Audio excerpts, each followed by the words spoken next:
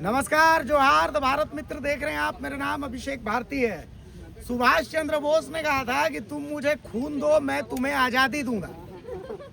लेकिन झारखंड के छात्र कहते हैं तुम मेरे लिए आंदोलन करो, मैं नौकरी करूंगा। देखिए, मौसम जो है वो हल्का हल्का बारिश का है। चश्मा के ऊपर भी पानी आ गया है। 50 रुपया का पेट्रोल डलवा करके इसी बारिश में भीगते भीगते इस मोटरसाइकिल से हम जेएसएससी कार्यालय के बाहर आ गए हैं। ये देखिए, ये झारखंड कर्मचारी चयन आयोग है और यहाँ पर लगभग हमको लगता है 20-25 हमारे भाई हैं, अभ्यर्थी हैं जो पीजीटी के अभ्यर्थी हैं। पीजीटी सहायक आचार्य, पीजीटी के अभ्यर्थी हैं। अब इंटरेस्टिंग चीज ये है कि इनके साथ दिक्कत ये है, 320 लोगों का कम से कम डीवी होना है। ठीक है, हो भी। अब वो कम से कम यहाँ होने चाहिए, तो मुझे लगता है 220 लेकिन और होना है। हाँ, लेकिन किसी के मोहल्ले में पानी पड़ रहा है, किसी के सड़क में जो है वो लिपाई पोताई का काम चल रहा है, किसी का पेट खराब हो गया है, किसी का माथा दर्द कर रहा है। तो भैया उन्होंने बोला कि देखो तुम लोग आंदोलन करो, 15 रुपये, 20 रुपये, 25 रुपये, 100 रुपये जो देना हम अपना अकाउंट से दे रहे हैं। अब हमसे नहीं होगा उतना, ठीक है। तो ये लोग जो है वो लोग आ गए। इनका जमीर जिंदा था तो ये लोग पहुंच गए। जिनका जमीर मरा हुआ है तो वो घर में है। ऐसी स्थिति अभी जेपीएससी में भी है। जेपीएससी में भी गड़बड़ी तो हुई है, 100% हुई है, लेकिन पहुंचा क्या हुआ, 50 गो छात्र पहुंचा है।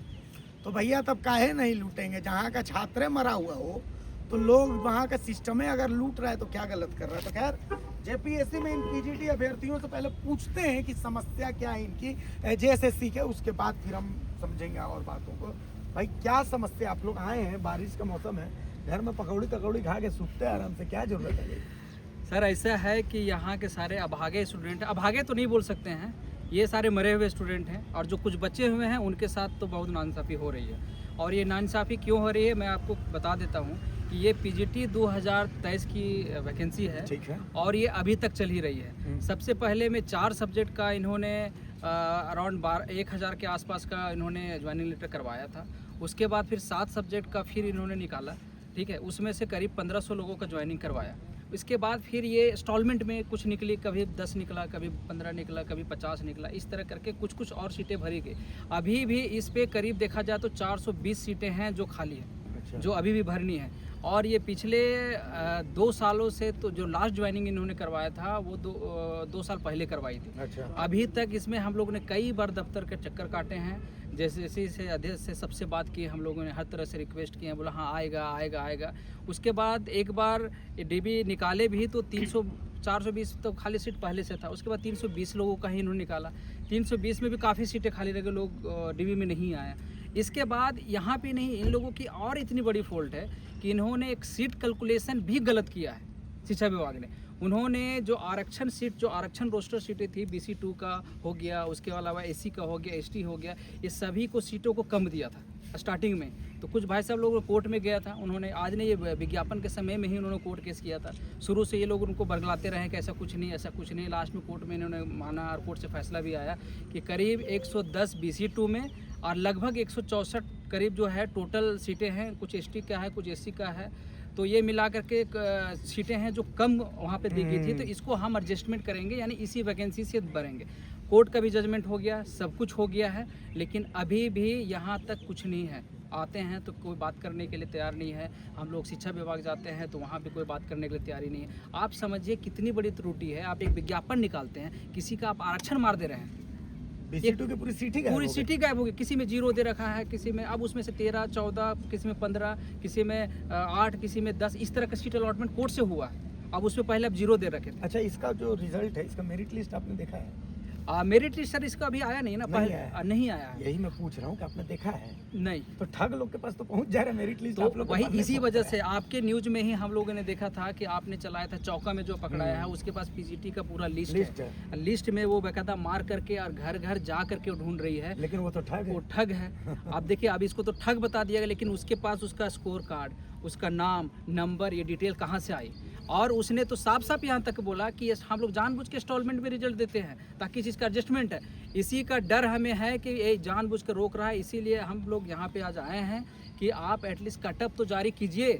तब तो पता चले कि हमारा मार्क्स है लास्ट जो चयनित विद्यार्थी। आपको जो चौका में मैं बता देता हूँ, जो चौका में लड़की से जो हुई थी वो आई थिंक ज्योग्राफी की स्टूडेंट थी। नहीं सॉरी, फिजिक्स की स्टूडेंट है। तो फिजिक्स का है कि 4 सब्जेक्ट का कटअप ही निकाल चुके हैं, ठीक है। तो अब 4 सब्जेक्ट में कटअप निकाल चुका है, उनको पता है, स्कोर कार्ड भी जारी हो रखा है, तो उनका स्कोर कार्ड और लास्ट कटअप उनको पता है, तो उनको पता है कि मैं पॉइंट कुछ मार्क्स से रह रहा हूँ, ठीक है। और अभी BC2 में अराउंड फिजिक्स में भी शायद 2 या 4 सीटें, उसमें भी अभी और अलॉटमेंट है, तो वो तो श्योर है कि मेरा इस पॉइंट में है तो 4 सीटें में तो मैं BC2 में तो आ ही जाऊँगा, तो वो तो श्योर शॉर्ट हो गया। इसका डेटा उसके पास कैसे आ गया, इतनी डिटेल्स आने के? ये तो जजमेंट अभी हाल फिलहाल आया है, यानी अभी रिसेंट में उसके पास ये डेटा गया है, पहला बात। दूसरी बात है कि 7 सब्जेक्ट का तो कटअप भी नहीं जारी किया, हमें तो वो भी नहीं पता है कि लास्ट जो सेलेक्टेड है उसका कितना मार्क्स है। आप जब एक ही वैकेंसी है तो एक साथ आप सबका कटअप क्यों नहीं जारी करते हैं, एक साथ सबका रिजल्ट जारी क्यों नहीं करते? 2017 में भी PGT की बहाली हुई थी, आज तक क्या चल रहा है क्या? ये 2023 में हुई है, अराउंड 30 साल हो गया, तो 2017 वाला 1 साल के अंदर में सारे PGT क्लोज हो गया, तो अभी 2023 को PGT को आप 6 साल क्यों खींच रहे हैं? एक ही वही विभाग ने जारी किया, कोई दूसरा विभाग तो था नहीं, सिर्फ लोग बदल गए थे, सिर्फ सचिव और अध्यक्ष बदल गया था, बाकी विभाग वही है, वही विभाग 2 साल में वो वैकेंसी को क्लोज किया था। तो इस वैकेंसी में इतना समय क्यों लग रहा है और आपकी वैकेंसी का डेटा बाहर क्यों आ रही है?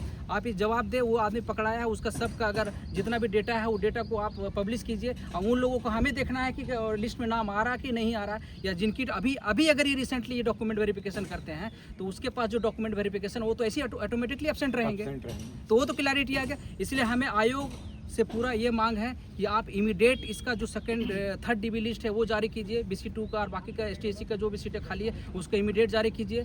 आपका जो DB हो रखा है उसका मेरिट लिस्ट जारी कीजिए, और साथ ही साथ कटअप जारी कीजिए, तब क्लैरिटी होगा। अगर आप वाकई में सही है और इस तरह का कोई धांधली नहीं हो रही है तो इमीडिएट जारी कीजिए। कुछ जारी करने में क्या समस्या हो रही है? रिजल्ट आपके पास है, रोक कौन रहा है आपको? तो यहाँ देख सकते हैं आप लोगों ने हाथ में एक, ये इधर आइए थोड़ा सा, इसको देखिए, इसमें कुछ पॉइंट्स हैं, 1 2 3 4 पॉइंट्स हैं कि भाई 2nd DB मेरिट जारी करो, सभी विषयों की 2nd DB मेरिट तुरंत जारी की जाए, BC2 का रिजल्ट जारी करो, BC2 का परिणाम तुरंत घोषित किया जाए, 3rd DB लिस्ट जारी करो, 11 सब्जेक्ट्स में जारी करो, सभी 11 विषयों में 3rd DB लिस्ट तुरंत जारी की जाए, और कट ऑफ जारी करो, सभी कैटेगरी और सभी 11 विषयों की कट ऑफ जारी की जाए। क्या नाम है भैया आपका? मेरा नाम चुटकू महतो। कहाँ से आए हैं? धनबाद से। धनबाद से आए हैं।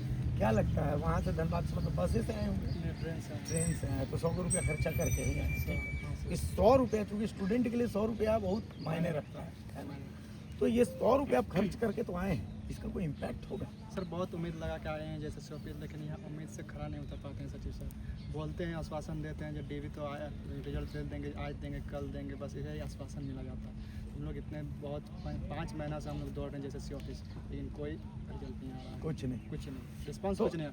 यहाँ तक कि मंत्री लोग से मिलते तो मंत्री लोग का भी कोई रिस्पॉन्स नहीं आता। तुम रिस्पॉन्स आएगा क्या OBC को छात्र के लिए? आपको लगता है कि रिस्पॉन्स लेगा? अपने जो सोशल मीडिया के जो क्रांतिकारी भगत सिंह बनते हैं तो उनसे आप रिक्वेस्ट नहीं करते हैं, भाई कम से कम आओ हम लोगों की मदद तो करो? कोई सपोर्ट नहीं करता है ना, सपोर्ट कोई नहीं करता, कहीं से नहीं मिलता, कहीं से नहीं मिलता। रिक्वेस्ट बहुत जगह से करते, चाहे मंत्री हो चाहे छात्र नेता, सबसे रिक्वेस्ट करके अभी आप तैयारी करते हैं? जी हाँ, तैयारी करते हैं, और कोई काम कुछ नहीं, सिर्फ तैयारी। चलिए दीदी, कहाँ से आई हैं आप? जमशेदपुर से आई हूँ। क्या नाम है? सुशीला उड़े। सुशीला उड़िया। भाई आप तो यहाँ के आदिवासी हैं? जी। हैं? तो ऐसा नहीं ना कि फिर आपको बोल देगा कि भाई आप BJP के एजेंट हैं, चूँकि हम लोग आवाज़ उठाते हैं, चलिए हम लोग तो चलिए मूल निवासी हैं, तो हम लोग को बोल देता BJP की एजेंट हैं। आपको डर नहीं लग रहा है ऐसे हाथ में लगा करके आप कर रहे हैं, बहिष्कृत कर देगा कि भाई आप एजेंट हैं किसी? क्यों डरेंगे सर, हम अपने हक के लिए आए हैं, जो हम क्वालिफाई किए हैं उसके लिए तो हमको बोलना ही पड़ेगा, करना ही पड़ेगा, इसलिए हम आए हैं। और हम 3rd DB के लिए आए हैं, हम लोग का हो, इसलिए हम आए। अच्छा, आपको क्या लगता है ये एक बार 10 गो का लिस्ट, उसके बाद 20 गो का लिस्ट, फिर 320 गो का लिस्ट, ऐसे लिस्ट चुन चुन के, जैसे चाय छन्नी में एक बार दबाते हैं तो थोड़ा सा चाय गिरता है, फिर थोड़ा सा दबाते हैं, तो इसे ऊपर से दबाने के पीछे का इंटरेस्ट क्या है? क्या लगता है? वोट का दबाव कुछ लगता है कि गेम है, कि आप लोग को लग रहा है कि मेहनत कर रिजल्ट इधर निकलता है? कुछ भी लगता है, क्योंकि हम लोग इतना मेहनत करके क्वालिफाई किए हैं, तो हम लोग चाहते हैं कि हम लोग का हो। कहाँ है जमशेदपुर में? कहाँ से? टाटा नगर। टाटा नगर कहाँ से? कीताड़ी में। अच्छा, कीताड़ी से जी। चलिए, आप कहाँ से आ रही हैं दीदी? इधर है, क्या नाम है? प्रेरणा कुमारी नाम। प्रेरणा कुमारी। क्या लगता है कोई इम्पैक्ट होगा इतनी मेहनत का? सर हम लोग तो बहुत आशा लगा के सिर्फ यहाँ आते हैं कि कुछ अगर जाने से अगर क्या अच्छा हो मांगे? जाए। हम लोग को मांग है कि जो हम लोग को डीबी हुआ उसका हम लोग को जल्द से जल्द रिजल्ट रिजल्ट प्रकाशित किया आए। जाए और स्कूल में हम लोग को योगदान दिया जाए। क्या आप तो हाउस वाइफ है लगता है? जी हाउस वाइफ है, जी। तो मतलब घर परिवार छोड़ करके रोज रोज आकर के यहाँ धरना देना पॉसिबल लगता है? नहीं सर, रोज रोज तो उतना दूर से हम लोग आना संभव नहीं, लेकिन फिर भी हम लोग आज टाइम निकालते हैं जरूर जाके देखते हैं कुछ काम बन जाता है। चलिए, देखिए अलग अलग जगह से लोग आए हुए हैं, सब आप देख सकते हैं इन तस्वीरों को, आप देखिए। और भाइयों को बुरा लगेगा लेकिन फैक्ट मैं आपको बता रहा हूँ, किसी की दाढ़ी पक गई, किसी का बाल पक गया, किसी का बाल उड़ गया है, जीवन के उस जगह पर हैं हमारे भाई, ये भाई लोग जीवन के उस जगह पर हैं जहाँ पर अब ये रिस्क नहीं ले सकते हैं। रिस्क का मतलब ऐसा होता है ना कि चलिए अभी जाके दुकानदारी कर लिए, ऐसी जगह पर है कि पूरी उम्र इन्होंने तैयारी में दे दी है और उस तैयारी का रिजल्ट निकलने का समय, और इतना पढ़े हैं कि उस पढ़ने के बाद अब इनका मतलब वो है कि भाई रिजल्ट जो परीक्षा निकालनी थी वो तो निकाल लिया, तो जब निकाल लिया तो फिर दिक्कत कहाँ आ रही है ये खुद ही नहीं समझ पा रहे हैं। कहाँ से आ रहे हैं आप? टाटी सिलवे से। क्या मतलब अब इस स्थिति मान लिया कि यहाँ पर रिजल्ट में आपके साथ भी खेला हो जाता है, तब अब कोई ऑप्शन आप लोग दिमाग में लेके चल रहे हैं? पहले से हैं टीचर, तो मतलब ये कितना जरूरी है आपके लिए? प्रमोशन हो जाएगा। तो एक बात बताइए, आप तो शिक्षक हैं, मेरे को एक अच्छा कौन से सब्जेक्ट पढ़ते हैं? सोशल साइंस पढ़ते हैं। अच्छा, तब आप अच्छे से ये चीज़ समझा भी पाइएगा मेरे को। झारखंड की ये जो छात्रों की कौम है, मतलब मैं देश का इकलौता राज्य झारखंड देखता हूँ, यहाँ छात्र आदिवासी है, यहाँ छात्र मूलवासी, यहाँ छात्र नहीं, यहाँ छात्र बैकवर्ड है, यहाँ छात्र फॉरवर्ड है, बीजेपी का छात्र है, जेएमएम का छात्र है, कांग्रेस का छात्र है, ईसाई छात्र है, महतो छात्र है, पंडित छात्र है, सब छात्र है, लेकिन छात्र सिर्फ कोई नहीं है। तो आप तो सोशल साइंस के टीचर है, क्या लगता है ये झारखंड की? इसके लिए तो सर एक ही नारा है, कटोगे तो कटोगे। वही हो रहा है ना, तो जेपीएससी जेएसएससी मिल के काट दे रहा है ना? क्या लगता है इन सब से कोई रिजल्ट आने वाला है? पता नहीं सर, इसमें नहीं पता है ना, नहीं पता है। भविष्यवाणी कर नहीं सकते सर। चलिए कोई नहीं, ठीक है। आप कहाँ से हैं भैया? जमशेदपुर से। क्या नाम है आपका? जी, doctor Sunil Babu, doctor Sunil Bauri, doctor PhD है? PhD है। वाह। तो एक बात बताइए, आप यहाँ पर आए हैं, आप पढ़े लिखे जी पढ़े लिखे शख्स हैं। मुझे लगता है कि यहाँ सब मोस्ट क्वालिफाइड में से एक आप हैं। नहीं, और भी नहीं, मोस्ट में से एक आप हैं। जी मैंने ये कहा कि एक आप हैं, ठीक है।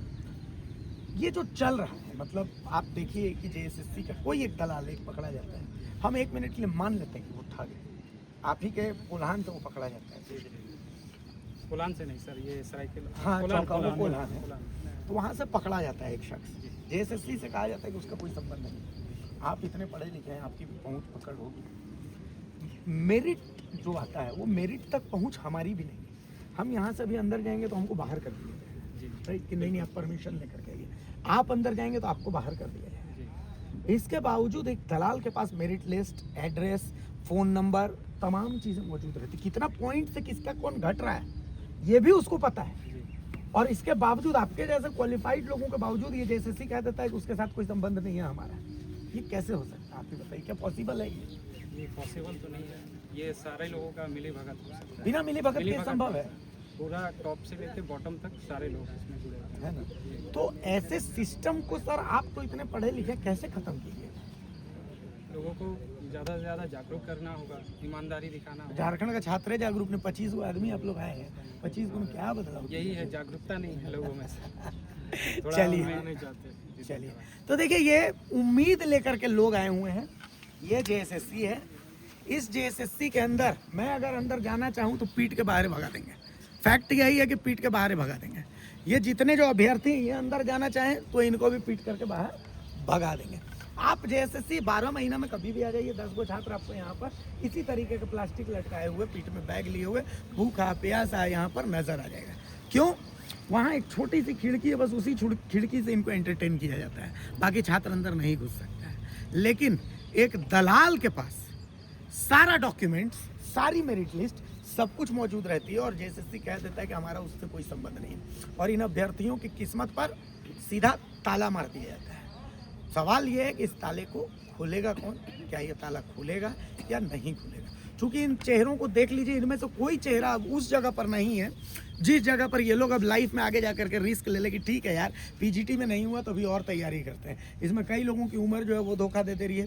कई लोग जो हैं वो अब अपने बाल बच्चों के लिए स्कूल की फीस ये वो फलाना ठिकाना उन सब की तैयारी में जुटे हुए हैं। कई लोग ऐसे हैं जो अगले 1 साल के अंदर में मैरिड हो जाएंगे, तो उनकी ज़िंदगी में ये जो तैयारी करने वाले सिस्टम हो वो ख़त्म हो जाएगा। तो जेएसएससी क्या चाहता है कि ऐसे लोग मर जाएं? ऐसे लोगों को जीना नहीं है। आखिर जेएसएससी क्या चाहता है, एक बार सिर्फ जवाब दे दे। तो उस आधार पर झारखंड के छात्र आने वाले भविष्य में तैयारी करेंगे या नहीं करेंगे वो अपना हिसाब से देख लें। कि होता है ना कि भाई मेरा भी बच्चा है तो मैं हर रोज़ 10 रुपये जमा करूंगा, कि भाई जब वो 18-19 साल का हो जाएगा तो 10-20 लाख रुपए जमा हो जाएगा, खरीद लेंगे हम भी नौकरी। तो ऐसी अगर व्यवस्था करनी है तो वो भी व्यवस्था कर लें, हम तो उसके लिए भी तैयार हैं। लेकिन बोल दीजिए, वो मशहूर शायर का शेर है कि वो मेरी पीठ में खंजर जरूर उतारेगा, जो नज़र मिलेगी तो कैसे मारेगा। तो हम तो इंतजार कर रहे हैं कि भाई जेएसएससी से जब हमारी नज़र मिलेगी तो वो हमें कैसे मारेगा, इसका इंतजार रहेगा। सहयोगी प्रवीण के साथ मैं अभिषेक भारती, भारत मित्र, रांची।